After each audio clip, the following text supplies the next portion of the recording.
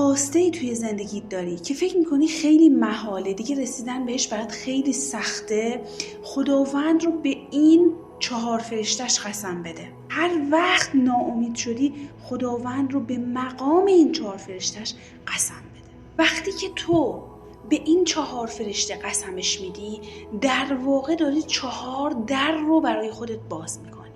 درهای رزق آسمانی رو به روی خودت باز میکنی و این قسم صدها ساله که داره ازش استفاده میشه.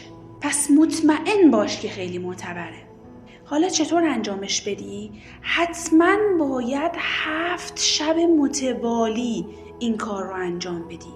اینجوری قسم میدی خدا رو: خدایا تو رو به مقام جبرئیل قسم میدم که پیام رو به دلها میرسونه، تو رو به مقام میکائیل که روزی رو قسمت میکنه، تو رو به مقام عزرائیل که دگرگونی ها رو رقم میزنه و تو رو به مقام اسرافیل که تغییرها رو رقم میزنه.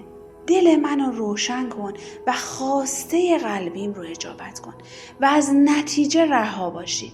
حتما برای اون کسی که میدونی الان نیاز داره که سریع به خواستش برسه بفرستش و پایین همین مطلب برام بنویس: خدایا من بهت اعتماد دارم.